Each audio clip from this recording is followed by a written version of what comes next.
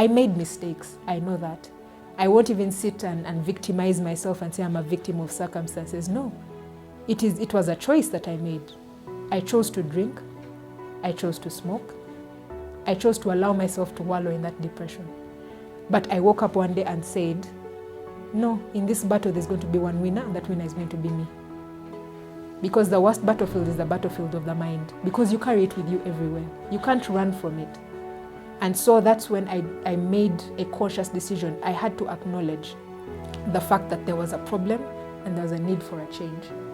And that is the first step, acknowledgement. I see people talking about that, bundle up your family members, tie them up, put in ropes and whatever, and then drop them in a rehab center. Even if you put them there for 2 years, you're going to have an angry, clean person walk out of that place. There's nothing that you've done. Why? You have to wait for a person has to acknowledge that they need help. As sad and as heartbreaking as it is, we have loved ones who are going through addiction, but until they actually see that there is a need for a change or there is a need for something to be done, all you can do is just be the support system they need or just pray for them.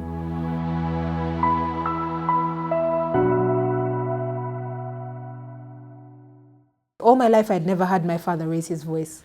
He was very, very angry. And he said a lot of things in that moment. Very many hurtful things. He said things like, you really are your mother's daughter. He said, one day I'll be called to pick up your body from a trench, or I'll be called to pick up your body from a morgue. Your life is really a waste. There's really nothing there's nothing to write home about, with you. He said a lot of things.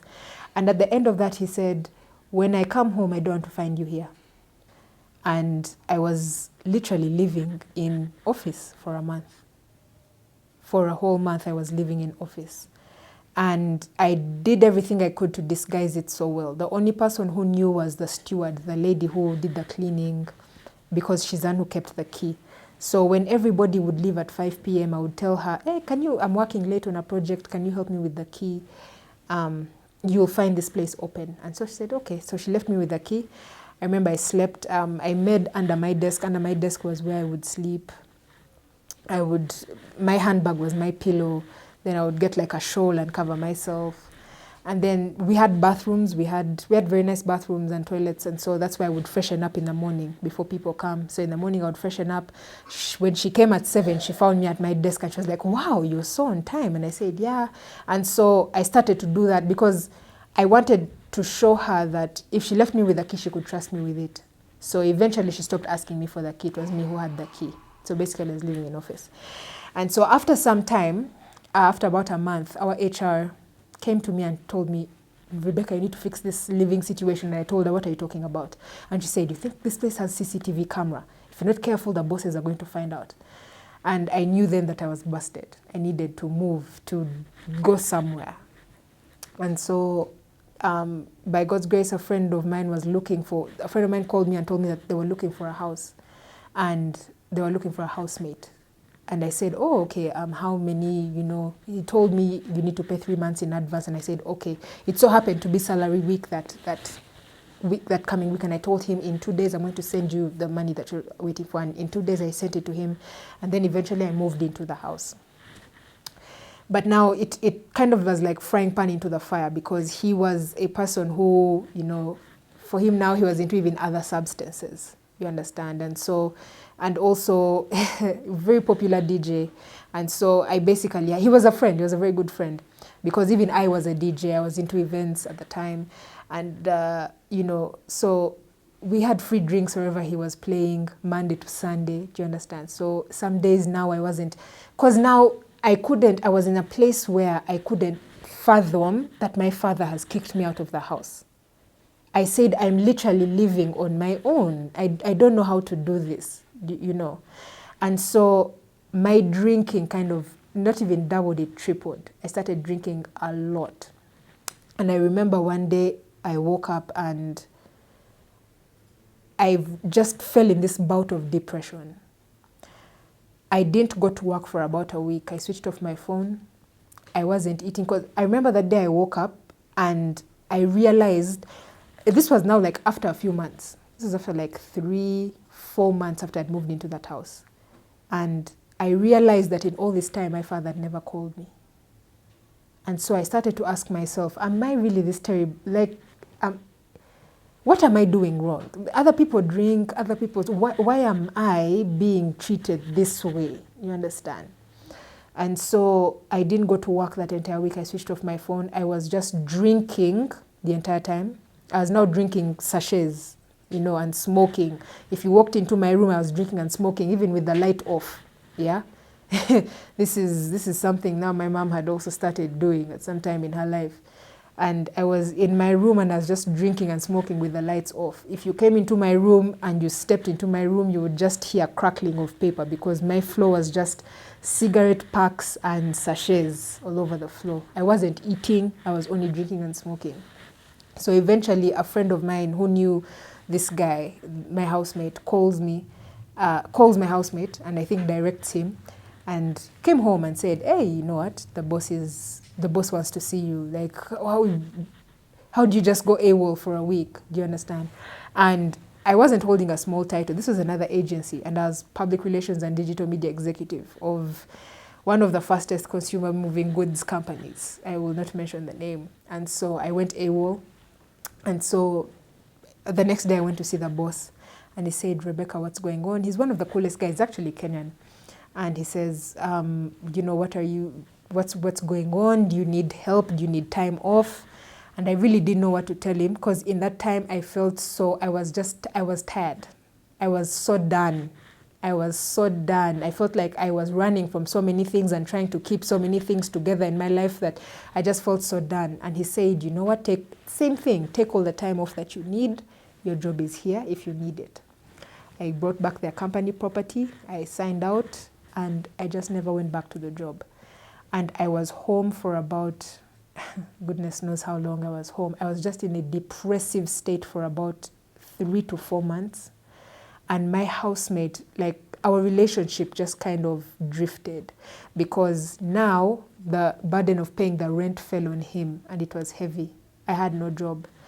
And eventually we stopped talking. Imagine being in a house with someone and you don't talk. That's a form of psychological torture on a different level, especially someone who you were once close to. And so eventually in the 4th month of not paying rent, my housemate came to me and said, Che, you know what? We can't go on like this. Don't even worry about paying the rent. Just carry your things and leave. Now, the time when I was in my father's house, I could escape to office. Here, I didn't know what to do. And so from July 2016 to Feb 7th, 2020, I was homeless on the streets of Kampala. I was surviving by just sitting in bars. You understand? That's the thing about Kampala. You can never fail to find a bar to sit in, be it during the day or during the night. And so, I would enter a bar, you find your friends there. People don't know what you're going through. It's just another day. Like, hey, bring rounds, you drink. But at the end of the night, people are going to their warm beds, you're there. So I would sleep it would really depend on which neighborhood I was in because I would have to constantly move. And so it depended on whichever neighborhood I was in, but I would always find a spot to sleep. It could be at a border stage. It could be at a matatu stage.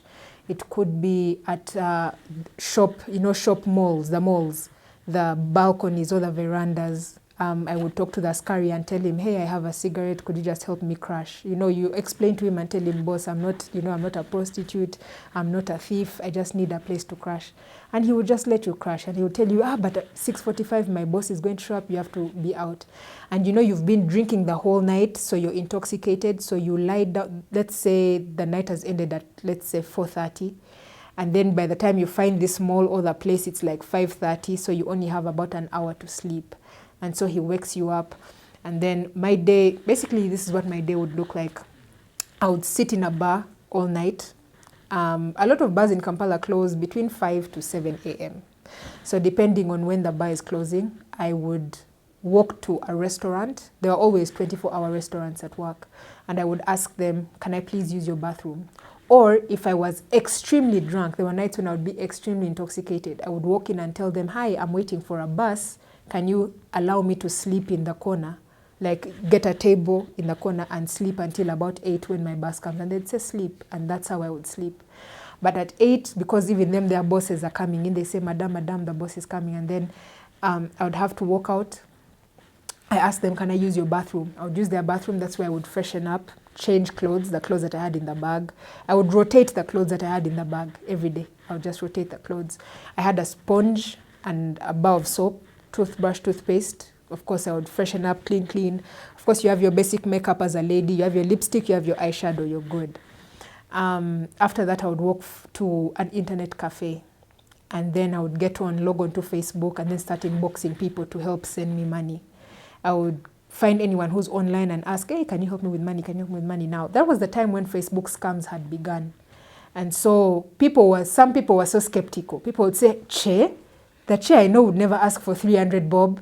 The Che I know would never ask for 500 bob. I hope you're digital. No, you're lying, you're a scammer. Then I would be typing, ask me any question. We were together in high school, we're in the same class. And people are like, no, this is a thug. So I would sit in an internet cafe from about 8:30 or 9.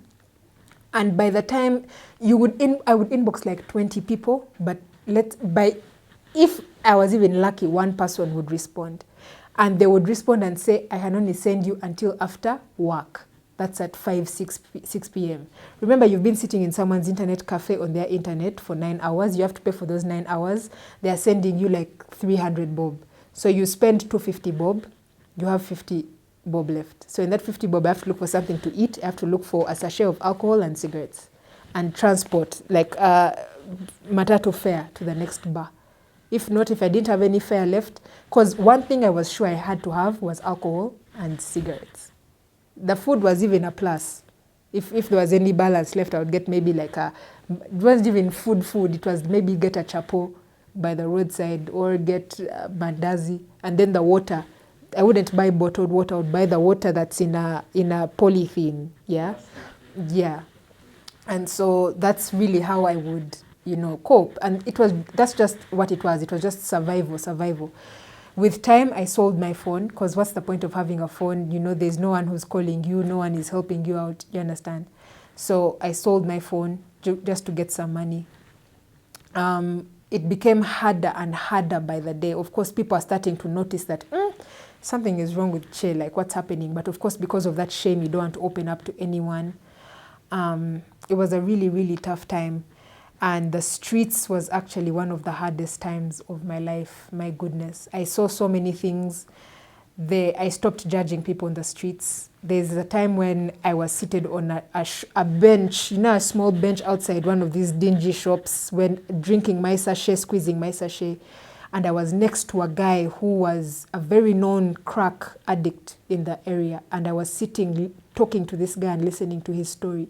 This guy had an MBA in petroengineering. And, you look at a lot of people on the streets, but life circumstances have forced them there. It was just a huge learning experience for me. In 2018, I had my second abortion. This one almost took my life. I won't go much into it, but there was just so many consequences of being exposed to the terrors of the night. Very, very many, especially as a lady. My personality had to change. I became a very different person, because you have to become the streets to survive the streets. By God's grace, I had DJing skills. So I would walk into a bar and I would tell them, hey, can I DJ for you? And then in exchange, Ugandan bars don't like paying DJs. So they would tell me, okay, we'll pay you 4 beers and a plate of chips. And I said, that one is okay. You understand? And so that's some days I would survive like that. I would get to DJ in a place. Guys would see you DJing and they're like, what? The person playing is a lady and she knows her music. So they tip you, things like that. And so that's how I really was surviving. Or I would find myself in a strange neighborhood and I'm just seated in a bar. All you can do is to pass the night is drink. You're tired. You've been up for 3 days. But you have to survive the night. You understand? If you listen, you cannot afford as a woman to be on the streets and close your eyes and black. You can't.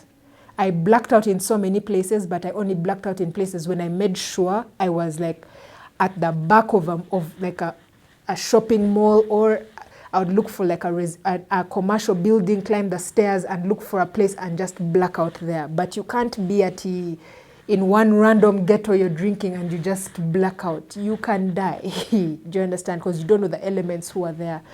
But that's really what life had become. I remember in 2019, I received news. My brother came looking for me on the streets, and he gave me the news that my eldest brother in the UK had passed away, and he died of alcohol-related complications. And I remember I just went on a drinking spree that week, because now I said, it just triggered so much. You know, this is someone I hadn't seen in well over 20 years. You know, all I could hear growing up, even from when I was a child, all I knew was that he was struggling with alcohol and drugs and homelessness as well. And so when I heard the news, I was like, wow, so this is the pattern. Like, it happened to Mom, it happened to Ken, it's going to happen to me. And so at this point, this was 2019, I had been on the streets for about 3 years. I hadn't had a job in a very long time. I couldn't hold a job. One time I tried to get a job, they fired me in like 3 days. 3 days, there's a day, because I had nowhere to sleep. I had to be in a bar the whole night, and so I walked into the office smelling like a literal distillery. And so that week, I remember I went drinking. Now in Kampala, we have what we call Jack Bowers.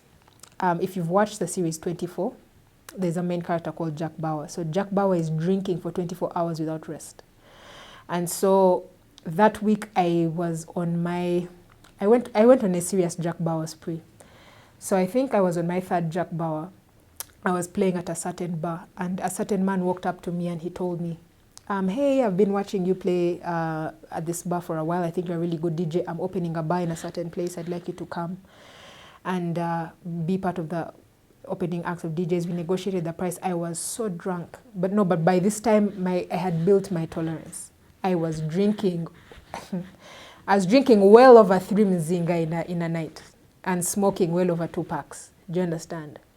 And I was very drunk, but with the way my tolerance was set up, I could function. You could look at me and think I'm an ordinary. You couldn't even tell I had been drinking for 3 days straight, until somebody told you or let you know. Like, that's how much my tolerance had built. And so I told him, yeah, it's okay. He said, we negotiated. He told me, where can I pick you up from? I said, you will find me here. Pick me up from here and we'll go straight. And I said, okay. So that was third Jack Bauer. The next day came. He came to pick me up. I was now on my fourth Jack Bauer. So he picks me up. We go to the bar. We arrive, and even when we arrived, he asked me, would you like to eat something? Because I think I really looked so, I drank so much that week. I looked so haggard, and he asked me, do you want to eat something? I told him no. He said, okay, what would you like to drink? Told him my brand. They brought me the bottle, sat there, and I was just drinking. Now it was about 7 p.m. and my set was at 9, my set to play music. And I remember when it was time for me to play, I went to the decks and I was setting up. And the last thing I remember was seeing the machines. And the next time I opened my eyes, I was in a small room, in a tiny room. Now, as a drunkard, there's an African proverb that a drunkard will never fail to find their way home. Yeah? And even for me, however drunk I was, I always had my familiar spots where I would go and crash. Be it the balcony of a shop, be it at traffic lights, be it a border state, there are always places I knew to crash. And so I opened my eyes and I saw this room and I said, in all my 3 years here on the streets, I don't know this place. And I looked to my right and there was a gentleman sleeping next to me. And one thing that I never ever compromised, that was something that I really never compromised on when I was on the streets, And so I looked on the right and I said, okay, this is wrong. First of all, when I woke up, I wasn't even drunk. I wasn't even hungover. I was still intoxicated and drunk. And so I'm trying to make sense of the environment, but alarm bells are going off in my mind. So there was just all this sort of chaos and commotion. I went in a state of shock and panic.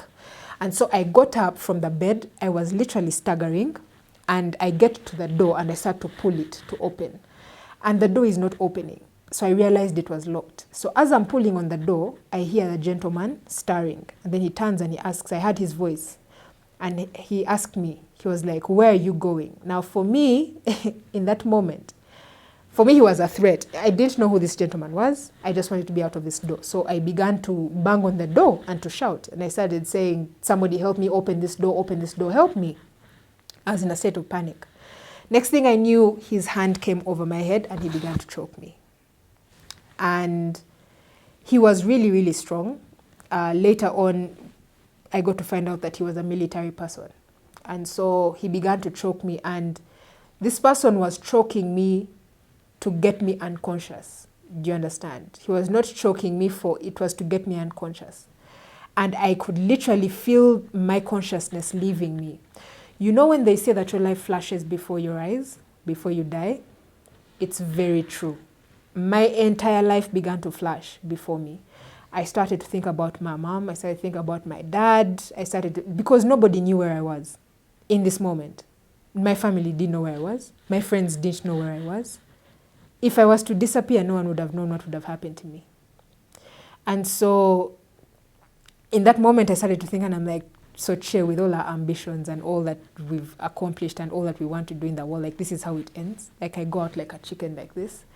And I remember in that last wave where it almost all went black, I remember him asking, he asked me, he said, are you going to stop shouting? And I was so weak, I couldn't speak. I was so frail, I couldn't speak. And I just nodded my head and he let me go. And so he placed me on the bed and he started to tell me about how I arrived there. It was a very interesting story. So what happened is I passed out when I was at the decks. And one of the workers of the bar, first of all, it was when they told me the place where it was, it's a neighborhood I would never go as an individual. And I wondered how drunk was I to be able to accept such a deal, you know. And so he told me I passed out, and one of the workers of the place carried me and placed me in one of the couches. And long story short, the worker sold me to him in what is an equivalent of 600 Kenya shillings.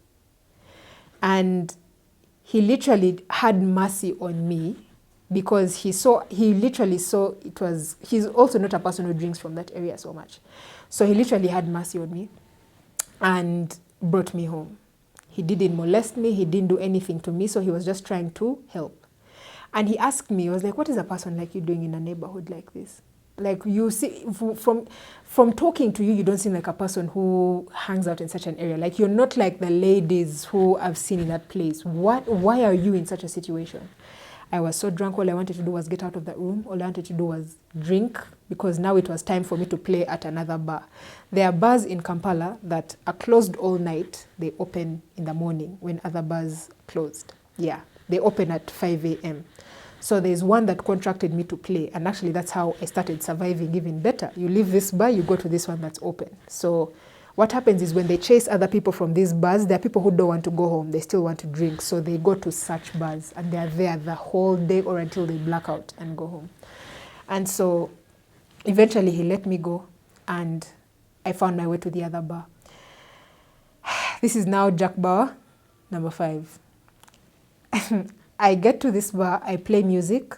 I first drank some water because now I think I had rested for a bit. I had rested for about 6 hours. That was too much of a nap for me. You understand? I woke up when I was rejuvenated. I woke up fresh, like my energy bar was full. So I'm playing at this bar, and then at about 3 p.m., some friends of mine who were in the bar came and said, hey, Ejay, we are going to so-and-so's place. It was basically someone who had turned their apartment into a bar. So when you get tired of the bar, you go to the place and just sit and chill in a homey setting. And so we went there. And what happened is I was so drunk. I was holding a glass of alcohol. We walked to the place. It was a walkable distance from the bar. So we walked to the bar and I walk into the apartment, and the place has, basically this was the setup. The apartment had pallet seats. So people would sit down and pallet tables. Yeah. Now, me as a smoker, I used to like sitting on the balcony because I didn't like disturbing people. People would tell you, don't smoke near me or whatever. So there were so many people who were seated on the ground. So I was climbing over people to get to the balcony and get out. Now, just as I was about to reach the balcony, I just heard everyone shout my name at once, Che! I said, what? Me, I was so drunk. I turned around. I thought people were just excited to see me. I said, what? Then someone, again, they shouted. They were like, no, Che. And I said, why are you people shouting my name? What's going on? You know, and I was so euphoric. I was so happy. I was so drunk. Until one of them, some guy shouted and was like, Che, your leg. And I said, what's wrong with my leg? And I looked down and my entire leg is sliced open. All I could see was white flesh.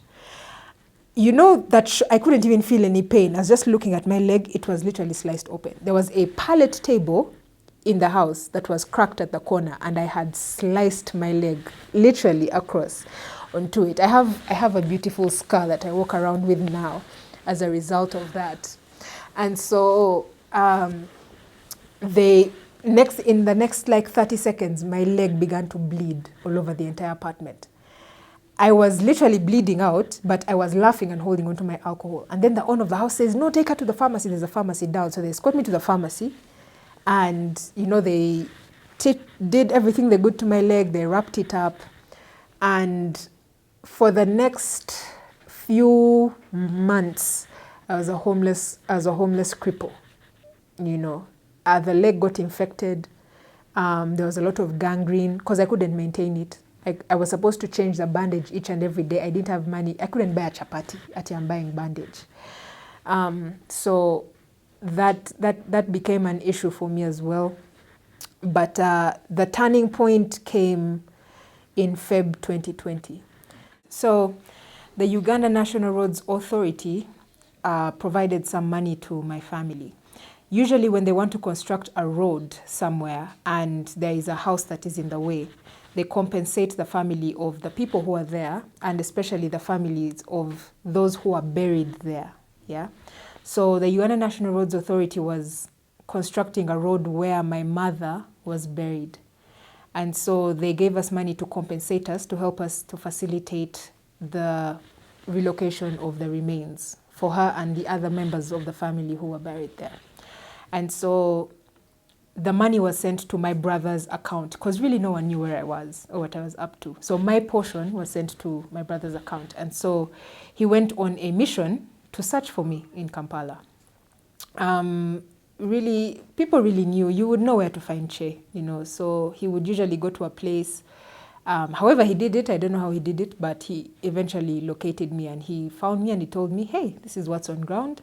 Your portion of money is here, but if you want it, you have to come to my office. We go together, you withdraw it, and then you go pay whatever you need to pay for. He said, okay. And so first order of business, he gave me money. He got me a broker who searched for a house, a very small place. It was like a bed sitter, but I think even smaller, but it was a starting point. And so I had a roof over my head, and I thank God for that. Never underestimate the power of a roof over your head. It gives you a certain sense of calm and shelter, a sense of security, you know. And so I was in that place. I bought a few things for starters. Yeah, in that house, you should know. There are people who call themselves, have you heard of people call themselves minimalists? I had a mattress, I had a pillow, no bed sheets, a blanket, an extension cable, and a phone. That was all that was in that house. What did I need? What else did I need? I was just comfortable. I said, I have a roof over my head, I have a place to sleep. That was all that I needed. He got me a phone. I got a phone, and that's where now I started to, you know, try and organize my resume again, because I wanted to start working again to make money. And so at this time also my DJ career is picking up. You know, it was the rise of female DJs in Kampala. And so especially female reggae, actually the female reggae and dancehall DJs were very rare in Kampala. And that was a time where I was really coming up in my career as a DJ. I went to studio, I had shoots taken and stuff like that. So I was really building myself and bringing myself back together. But of course I was still drinking, you know. And I do remember in March, it had been just a month. That's February. I got into the house Feb 7th. And then in March, now a lot of DJ gigs are opening up for me. First of all, it was Women's Month. So people are having all these events of women. So women DJs are getting gigs, getting money, you know. But of course, the money comes, you leave it. Where they've paid you is where you leave it, you know. And so Unfortunately, that was the same month that even I was getting myself together. I was getting callbacks for interviews, for jobs. And unfortunately, it was the time when the president announced the lockdown for COVID. And, at this time, I had spent all the money. There was no money. You couldn't move. People were people were basically working from home, those who had jobs. The jobless were jobless, and so bars closed, so I couldn't make money off being a DJ. I had no chance of going back to do my interviews, so it was just me in these small four walls with my thoughts and myself. Of course, the only thing I could do was go to the shop, buy crude alcohol in the sachets and my cigarettes and smoke. The money had dwindled, the money had been spent, the money that was apportioned to me. And so I was really depending on my brother, but even for him, things became tight, so he couldn't send me any more money. And now began the very serious fight. I never went to a rehabilitation center, and I keep telling people that rehabilitation is not a place, it's a process. And in that time, I began my rehabilitation with God. And I had no access to alcohol, I had no access to cigarettes, and then withdrawal hit.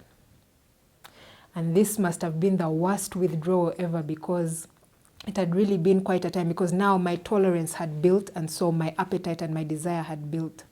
So the absence of alcohol and cigarettes really took a toll on me psychologically.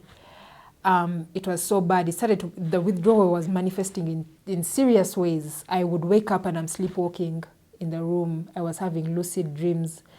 I would start pulling at my scar, this one, just so I could find something to override the mental pain that I was feeling.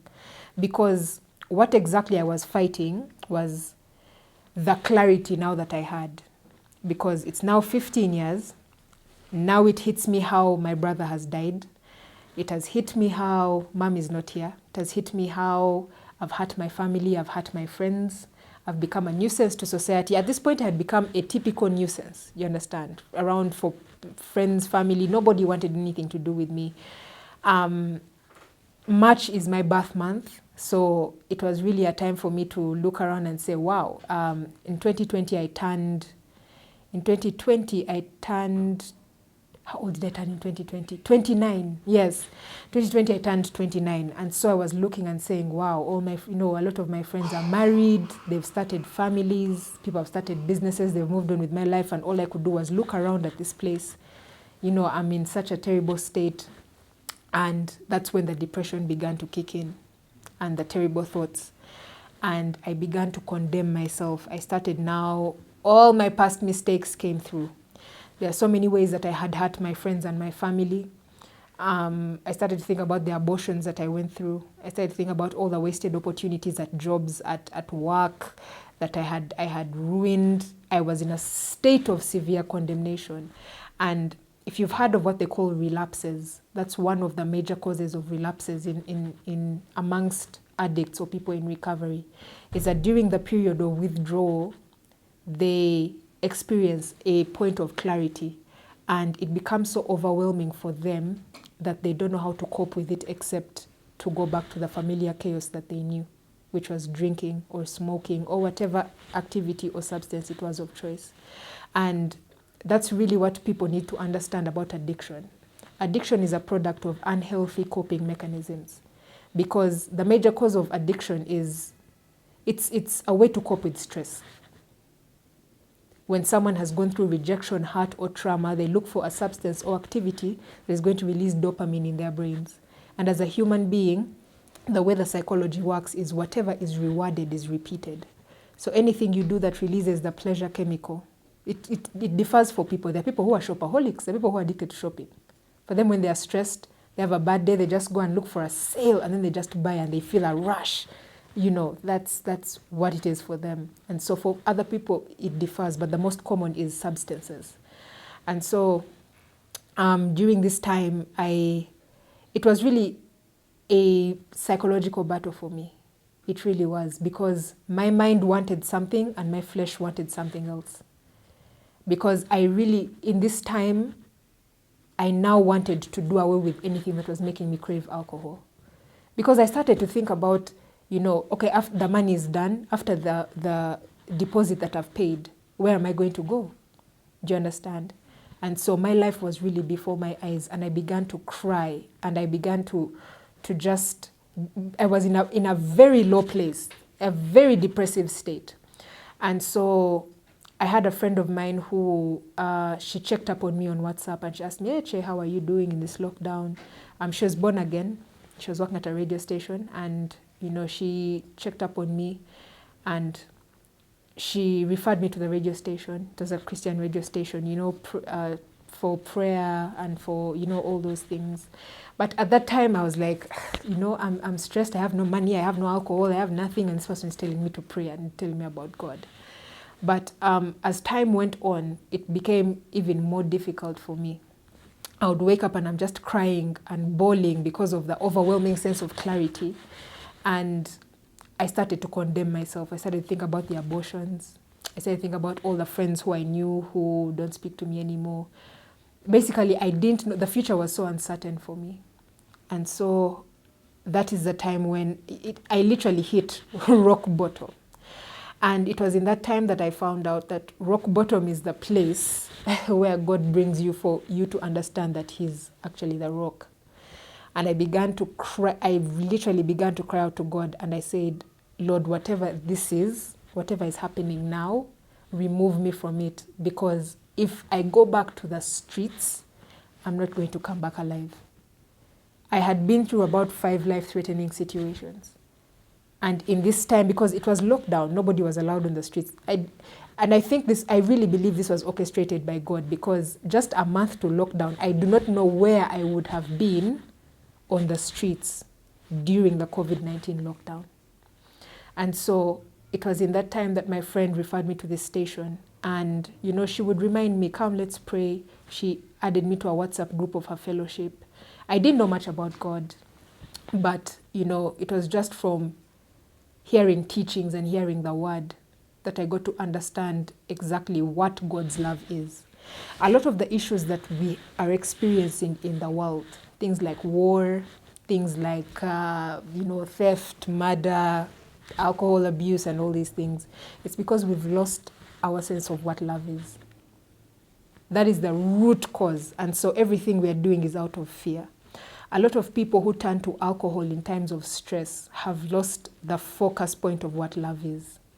We look for hope in so many things. We look for hope in our careers, in relationships, in jobs, in family, affirmation from people pleasing, and all that stuff. And when these things let us down, or when these things are snatched from us, we start to look for unhealthy ways to fill the gap or the void that they've left. And the terrible thing is that these unhealthy coping mechanisms are the most available in society. It's so weird how alcohol and cigarettes and marijuana and heroin are so much cheaper compared to therapy and counseling. Do you understand?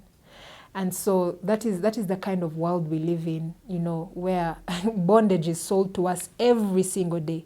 From when you step out of your house, there's a billboard selling you sports betting, selling you alcohol. There's a billboard selling you this. You switch on your radio, there's a show sponsored by alcohol. There's something telling you about happy hour, left, right, center. We are constantly being sold options that are actually selling us into bondage. And so as time went on, I began to fall in love more and more with developing a relationship with God. And with time, through prayer, through reading the word, it was actually through reading the word, because I was in a place where I had no self-worth, I had no sense of value, I had no form of purpose, and so I was getting them from other places. If a man walked up to me and told me, hey, you're this and you're that, for me that would be okay, because that's a form of affirmation that I was looking for. And so it was through reading the Word of God I got to understand who exactly I am. I was trying to find identity in so many different things. I was trying to find healing and find worth in so many different things. But when you come to a place of understanding who you are in God, you actually get to find not just identity, but purpose, which is the key thing, purpose, because that's really what everyone is here for. And so I moved from a place of void and nothingness to a place of being purposeful and having hope restored. Because I had lost all hope. Me, I was just surviving. Sun goes up, sun comes down. If I wake up one day and my eyes don't open, nobody knew what was going on in my life. Nobody knew where I was going. I literally had no value and no sense of purpose in life. And so it was in there that my hope was restored. And during this time, that is the time I actually gave my life to Christ. And I started an intentional relationship, developing a relationship with Jesus. And one thing that I got to understand is there's a difference between getting free and staying free. When you're delivered from something, you have to be delivered into something. And what happens is a lot of people, especially, I'm such a huge supporter of rehabilitation centers. If I had the opportunity to go to rehab, I would have. If somebody had offered, I would have gone willingly. And what happens is we live in a world where we've been sold options and solutions to everything. You know, oh, you got pregnant accidentally. It's okay, we can solve that for you. Oh, you're addicted. No, we can put you in a rehab here, and in 3 months they pop you out like a microwave. You know, there's a difference between getting free and staying free. Alcohol, drugs, marijuana, all these things that keep us in bondage are not the problem. They're symptoms of the problem. And so even when you take somebody for counseling, for therapy, put them in rehabilitation, all you're doing is helping them get free. You're giving them the right information for them to stop consuming or engaging in whatever they're doing. But what is it that's going to help you stay free? And me, I understood that it was a relationship with God that was going to help me stay free. It was that constant supply of love that you're constantly looking for that's going to help you stay free. A very interesting verse in the Bible, John chapter 8, verse 36. It says, "And ye shall know the truth, and the truth shall set you free." Because Jesus is the way, the truth, and the life. And so unless you come in contact with the truth, you can never know freedom. You can be sold a semblance of it. You can be sold a temporary freedom or a temporary solution, but you will not stay free. And it was in that I began to allow myself to feel. It's very ironic that in that time, all the things that I had been running from in the last 15 years began to flood me at once. But instead of running from them, because I had no option, I had no alcohol, I had no cigarettes, I couldn't afford them anyway. So all I could do was feel them. I started to grieve my mother's death. It was a period of about 3 days I was in that room. And I just cried from morning to night. I would fall asleep crying. I wake up, I start crying again. It was basically it's a sober assessment of your life. You know, yes, you have failed, but how do we move on from here? Yes, you have hurt people. There are people who are mad at you. There are people who may never speak to you again. But now that you know better, how do you move on from this? Yes, you committed such and such atrocities. Yes, you were a nuisance here. Yes, you did this and that. But that is the past. You cannot change it. How do we move forward, and how do we make ourselves better from that? I made mistakes. I know that. I won't even sit and victimize myself and say I'm a victim of circumstances. No. It was a choice that I made. I chose to drink. I chose to smoke. I chose to allow myself to wallow in that depression. But I woke up one day and said, no, in this battle there's going to be one winner, and that winner is going to be me. Because the worst battlefield is the battlefield of the mind. Because you carry it with you everywhere. You can't run from it.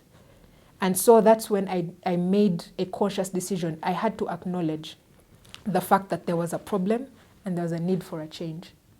And that is the first step, acknowledgement. You cannot you cannot get anything done without acknowledging. I see people talking about bundle up your family members, tie them up, put in ropes and whatever, and then drop them in a rehab center. Even if you put them there for 2 years, you're going to have an angry, clean person walk out of that place. There's nothing that you've done. Why? You have to wait for a person has to acknowledge that they need help. As sad and as heartbreaking as it is, we have loved ones who are going through addiction, but until they actually see that there is a need for a change, or there is a need for something to be done, All you can do is just be the support system they need, or just pray for them. And that's for people who have loved ones they are suffering, who are dealing with alcohol addiction or alcohol abuse or even substance abuse. Because we don't know how to deal with alcoholism. We don't know how to deal with drug. As for drugs, they're the excommunicated. In African society, you're excommunicated. And that's a very big problem we have today. Even when I moved on, I had to, even after acknowledging that there's a need for a change, I allowed myself to cry, but I couldn't cry forever. I said, okay, so what are we going to do? Here we are with these 4 walls. This is literally all that I had. I had 4 walls, I had a pillow, I had a blanket, a mattress, an extension, and a phone. And I said, Che, how are you going to find purpose in this moment? In this darkness, how are you going to find purpose? And that's when I began to write the book, Woman, Fire, Grace. I started picking up on things that I had thrown away, things that alcohol had robbed me of, my passions. Writing, I was such a creative. I became a creative again. I started to write. I taught myself graphic design on the internet. And on my small phone, I started my communications consultancy called Nova Media. And slowly that's how I started making money, offering graphic design services to people, because during people's shops were closed. People's businesses, they were cutting costs. People couldn't pay social media managers anymore. So they were handling social media on their own. But one thing that they couldn't do was graphic design. They could post, but they couldn't. So I said, what do people need in this time? And so I went online and I taught myself graphic design. And that's how I started my communications consultancy. And as I was doing that, I started to write again. I said I need to fall in love with the things that I loved again. And I began to write Woman, Fire, Grace on my phone. And it was a healing project, which was for me. But when the book was done and when it was released, the testimonies that came out of it from the places that I went to share my story, it was just seeing the rays of hope light up in people, knowing that either they were struggling with something similar or they had a loved one who was struggling with it. It's just knowing that your story or somebody's breakthrough is actually lying in your pain that you're trying to hide or to disguise. It is that thing that you're so ashamed of, that you're so broken about, that God wants to use to repair someone else. And that's why even now I'm a very outspoken activist of alcohol addiction awareness, The book sold out in Kampala. I had to print 2 batches before I left. It was released in May of this year. And next thing I knew, I just started getting phone calls from major, come share your story, come share your story. And I said, okay, I just wrote, about my childhood and I wrote about my life. I did not know that there are so many people who are struggling, not just with alcohol addiction, but they have loved ones or they've seen some things in their childhood, especially in African society where you grow up with an alcoholic parent, and you can't talk back to them. A lot of people have loved ones dealing with addiction and they don't know how to deal with it. This is a problem in our society today, And so for me, it really was, I understand that it really, especially in this society today, it really is going against the grain, speaking against alcohol abuse, because that's what's being celebrated today. We are romanticizing alcohol abuse in society. And yet, when it's time for us to have car washes for somebody who needs kidney transplant in India, it's where the people who are encouraging you to drink. I saw this happen to my mother growing up. We had parties at home almost every weekend. I grew up, for me, partying was a normal thing. We hosted parties from Wednesday to Sunday. We had barbecues, get-togethers. My mom always had a reason to have people over. And people were always home. I was always excited because I would get to see my cousins, I would get to see my friends after school, things like that.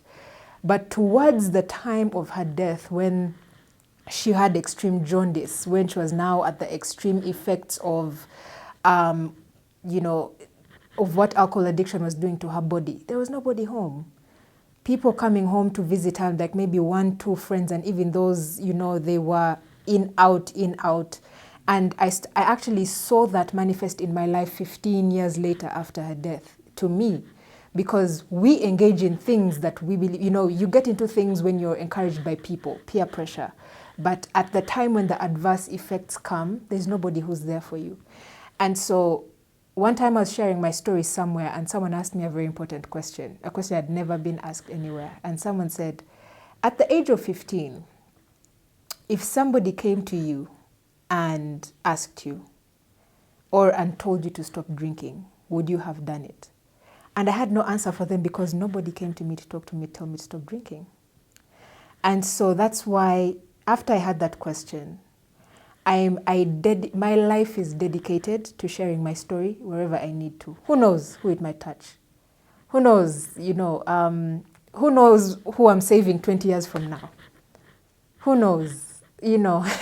And so I dedicate myself to speaking, especially to young people, teenagers, young adults, so that if they can be touched early enough, it's easier to bend a tree when it's young, not when it's grown. People started telling me drinking is not good for you when I was 25. 10 years down the road, when I had failed 2 universities, when I had chewed all my tuition, when I had started sleeping around, when I was treating STIs, when I had been kicked out of the house by my father, when I was sleeping on the street, that's when people were telling me, do you know alcohol is bad? When I couldn't afford food, I was homeless on the streets for 3.5 years, the streets of Kampala. That's when people are telling me alcohol is bad. And I look back and I said, you know what, at the end of the day, God allowed all this to happen. And it's, for me, that's why, you can't set captives free if you don't know what bondage is. So I'm very open with my testimony. And actually, being free, I believe it's God's grace for me to actually be this free to share, even the things that I've shared in the book, right from my childhood, because that's a physical manifestation of healing. If you look at, I used to work at Uganda, I'm a communications consultant. I have 8 years experience in the advertising industry as a PR, digital marketer, and a copywriter. I was the public relations and digital media executive for Uganda Breweries Limited at some time. The brewery, they don't sell product. Actually, companies don't sell products. I think you know this. They don't sell products. They sell the promise. They sell the experience. Do you understand? Coca-Cola doesn't sell you sugar water. It sells you happiness. Same thing with alcohol. For them, as long as they do what they've been told by the regulatory board, put there a sticker with 18 across and drink responsibly in readable letters, they're not accountable for what happens afterwards. They're not. They don't care. And so the onus really is on us as a society. As people, we need to come back to a place where bad is bad and good is good. Now, good is bad is good. It's everywhere in our media. Drugs, alcohol, hypersexualism. These are now the mainstream. It's like if you're not participating in these things, you're not a sensible member of society.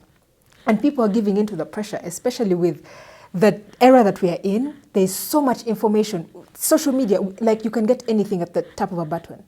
And so everything is being conditioned towards bondage. Do you understand? Bondage is so marketable now. It looks so beautiful. Oh my God, have you seen, I looked at the new, I think Johnny Walker is doing a campaign here in Kenya. I looked and I was like, wow, like look how beautiful this bondage looks. Why wouldn't I want to get hooked to the taste that is Johnny Walker? And the funny thing is alcohol is not even, do you know alcohol is not delicious? There is no sweet alcohol. People have tried artisanal cocktails to mix and put. Alcohol is not sweet.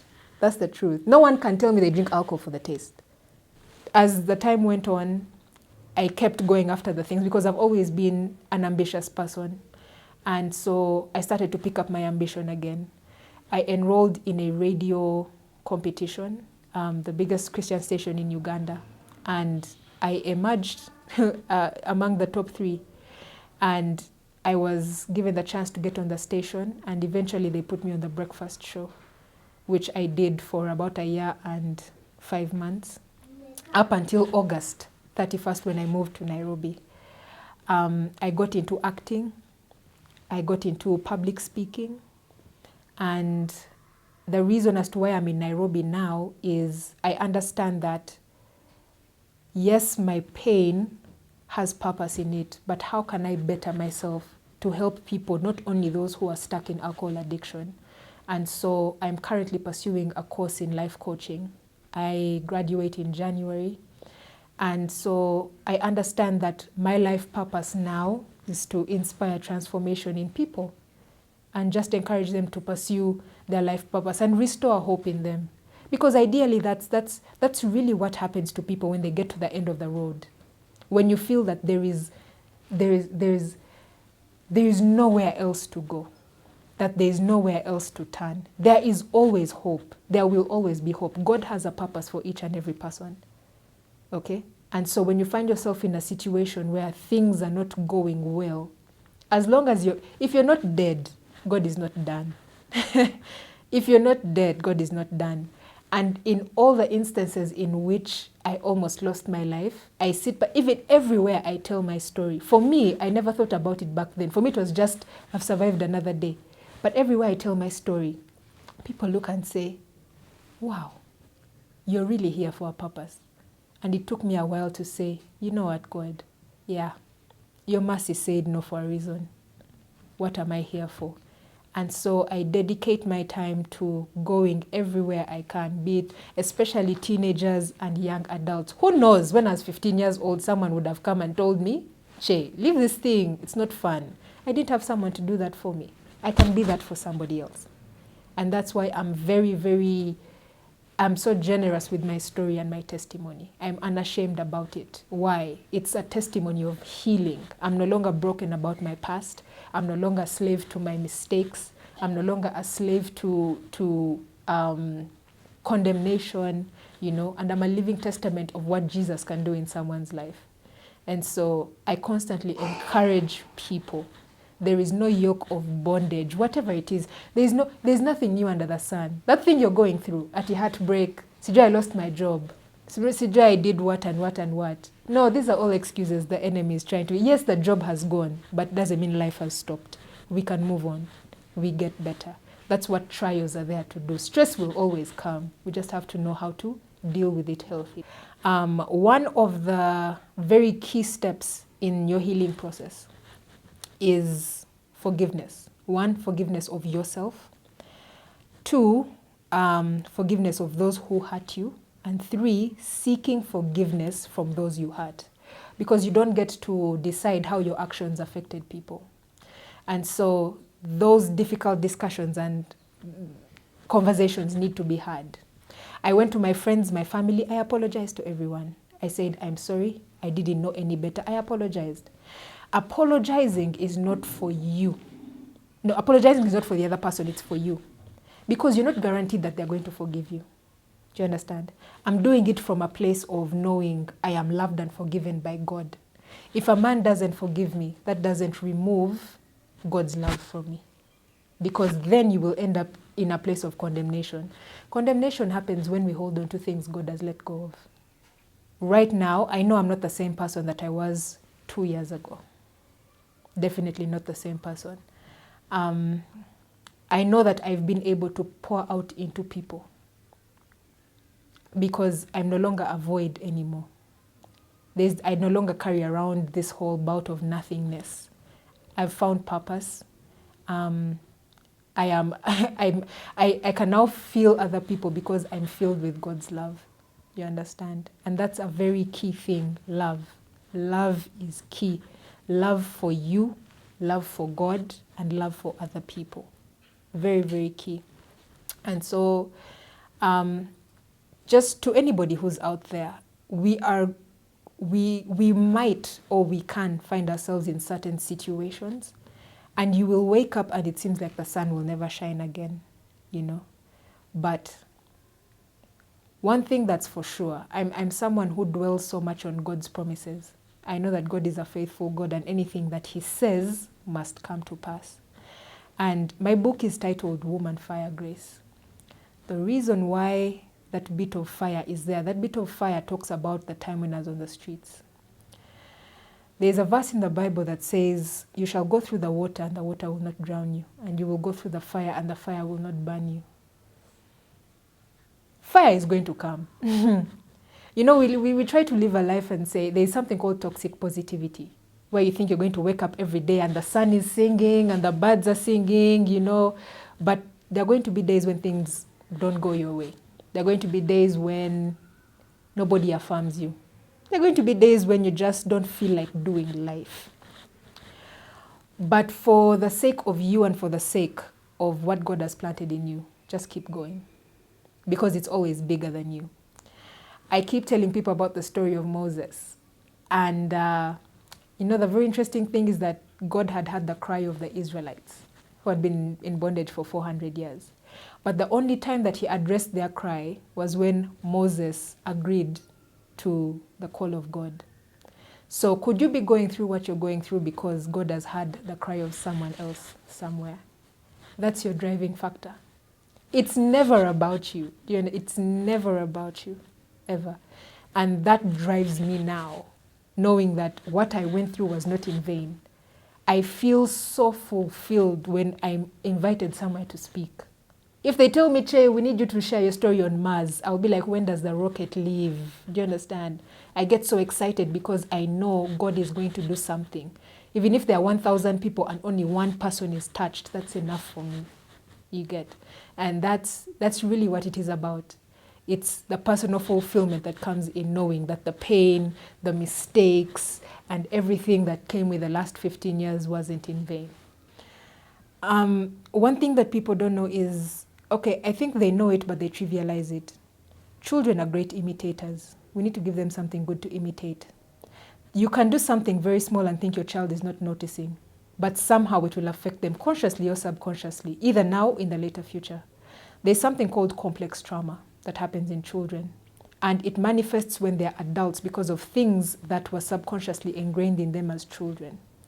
Now, for example, for me as an adult, I had no problem in drinking all the alcohol I did. Why? Because I saw it was a normal thing growing up. Do you understand? I saw it.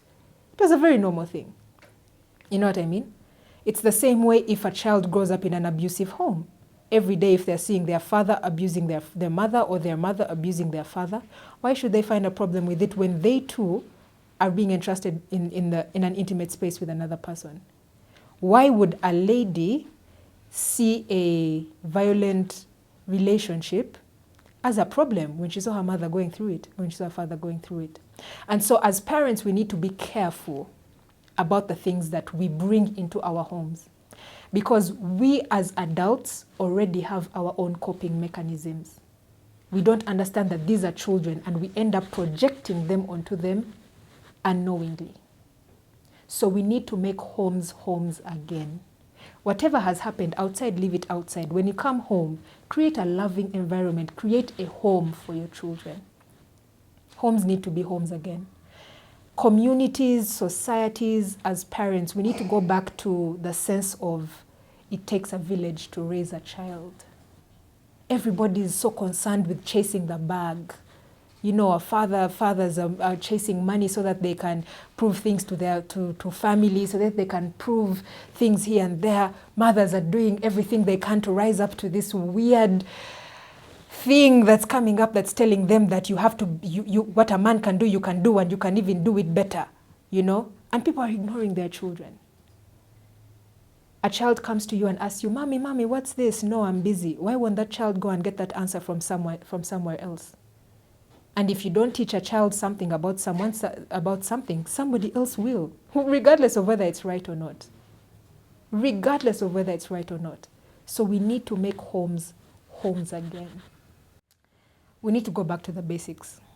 We need to go back to calling bad, bad, and good, good. We've lost our moral compass, to be honest.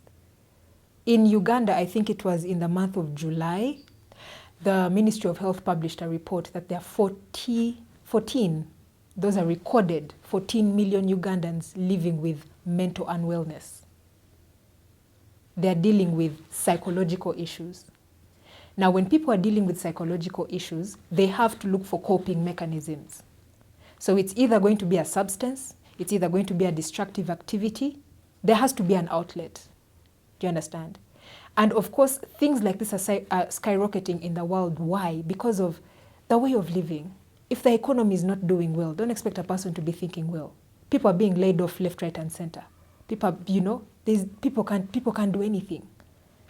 People are wondering, because there's so much pressure comes from so many places. People are dealing with so many things. And so this is causing them to look to things like substances and look to all these other things.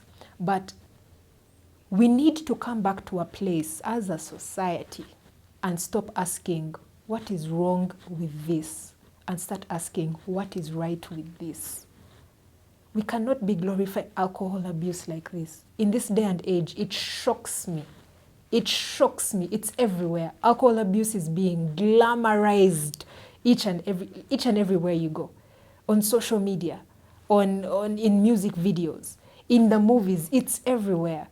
When you see your children copying dance moves, or you tell them to dance to a song, they will dance the exact same moves that they saw in the video from beginning to end. Why won't they copy everything else that they saw in the video? Be it drugs, be it assault, be it whatever it is. Why won't they? It's been glamorized right before them. So as a society, we need to come back to that place and say, this is a problem. We need to make a sober assessment, an honest evaluation. And another problem that we have is greed. Greed. The people who are able to make the decisions that are supposed to curb this thing in society are the same people who are earning from it. We've made that research in Kampala, and it's a very terrible thing. I have friends in Kampala who are in the ghettos right now. Some have buried them. Some are in the ghettos because they now left alcohol. They went into harder substances. Harder substances. They are now in trap houses, injecting themselves, snorting things. And we go there and we try and talk to them. We do, because that's really all you can do, is talk to them. But when you go and ask and say, why is this thing still a problem? You find out that the people who are making the laws that are supposed to be banning these substances from having such an effect on people, are the same people who are actually facilitating its trade around Kampala. And so it's a grassroots issue, it's a bureaucratic issue, it's a capitalistic issue. And so if the people can come back to that place and rise up to a moral ground and say, this is wrong, this is killing our people, we need to look beyond us. If we don't fight this thing now, the number of car wash fundraisers we are going to have in 10 years, we are really joking. We are going to start burying our people before our very eyes. Why? Because 10 years ago we didn't take a stand. And so we need to be firm about it and be very honest with it. Yes, it's going to affect some people's economy, but we need to save our lives. We need to save our lives. You can't be an enabler as a person. You do know that a person, you know very well that your friend has an alcohol problem, but they tell you, I'm having a bad day, and you tell them, come, let's go to the bar. No, take them to the gym. Why you take them to the gym? Take them for food. Okay, buy them pizza. Okay, buy them pepperoni and Hawaiian whatever pizza. We need to come back to let's come back to the basics. Let good be good, let bad be bad. Let's relay the foundations that are going to build a solid generation to come. It's not just about us. It's about our children. Our children are going to start losing us early. Who knows how long their children will have them around for, if that is the foundation that we're laying for them. So I just want to encourage somebody today. There is nothing that God can't pull you out of. I'm a living testimony of that. That what people thought was downtrodden, even I myself had given up on myself. But mercy said no. And here I am before you today to be able to share this story. Woman Fire Grace is available at Rafu Books and at Nuria Books, not forgetting Firstcom, which is located at Masai Mall in Rongai on the first floor. But it is also available in paperback and Kindle on Amazon. So do get yourself a copy today, and I do hope that the story blesses you.